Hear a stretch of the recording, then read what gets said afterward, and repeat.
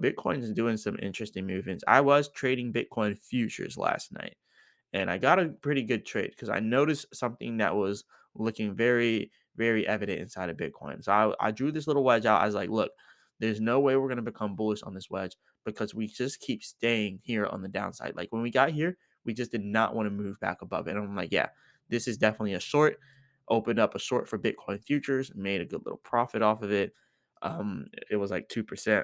Wish I would have put more money in it because then that 2% would have been worth a lot. And just so people kind of know, like when you're trading Bitcoin futures, let's say 2% is average. That's an average gain for a futures trade. It's not hard to get 2% off a futures trade. It's actually very easy if you know what you're doing. So like if you're just getting a 2% gain off of $10,000, you're getting $200. And mind you, that 2% gain that I seen, yeah, I held it for a little bit, like for like an hour or two, because at first it was wrong. First I was like, all right, we're doing we're doing some shorts, right? We're gonna go down. So I was like, all right, I'm gonna buy here. We're definitely gonna continue to go down. Now we started to go up, but then we started to go down, and that's when I was like, all right, I'm profiting off of my shorts future, my future shorts. So that's what I really like about trading futures. And yeah, I was just like, all right, I'm gonna get my shorts here, ride it out, and I was like, oh, okay, I'm just gonna keep holding it, and then boom. So if I had $10,000, that would have been an easy $200. If I had $100,000, that would have been an easy $2,000. If I had $1,000,000, that would have been an easy $20,000. So there's a huge importance in doing like stuff like this in trading whenever you're looking at it from the macros. So that's why I'm working really really hard to have that trading the money to actually be able to trade. And well, I guess we could talk about trading more, or if you all want to do some live streams where we do nothing but trade, we can do that as well. But anyways, what we're seeing here on Bitcoin, this whole area was oversold. So this whole area coming outside of that wedge is oversold here on Bitcoin. So right now we're having buying coming back in because every time you're oversold, you always have that buying flowing back into the market.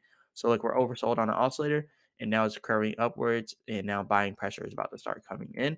I reckon this buying pressure should bring us up to about 23.3K. So if I were to open some futures for Bitcoin, I would buy some longs, and I would just long Bitcoin until 23.3K from 23.1K, and that would probably come out to be another 2%.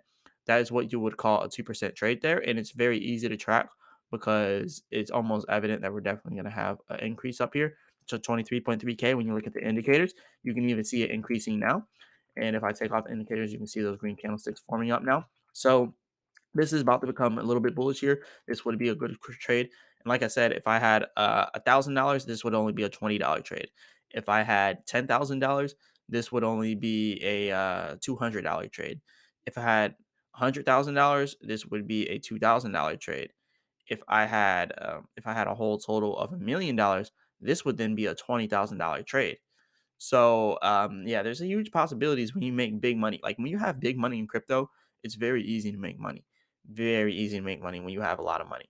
So, like, look, you just take $1,000,000 like that, ride it up to there. You could even sell it out right here for 0.5% inside of, if you want to do just 0.5% in those gains, you could stop it there at 0.5%. Or you could just ride it out to do the whole 2% gains. So that's why I really like trading here. But yeah, I'm gonna do a lot more videos doing future trading for Bitcoin and showing the possibilities people could get with those. And like I said, it's way better if you have a lot more money.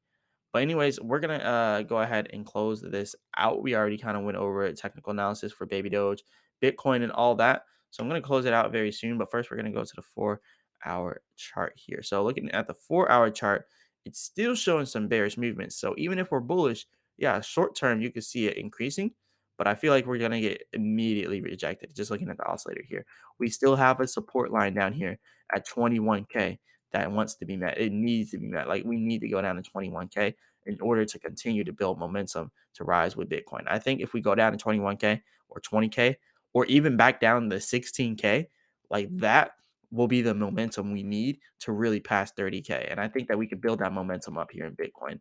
So we're gonna have to wait. It looks like we're gonna increase short term, and then we're gonna get rejected here because there's red areas showing supply and demand of less demand. So we should be getting rejected here, pulling back down after we hit this resistance of 23.3K. Big shout out to everyone out there that watched the video. Also, hit the like button and subscribe. This is the Marcellus Clips channel. On this channel, we will be continuing to grow, and I will continue to put the clips to all the videos on this channel just in case you don't want to watch the long form content.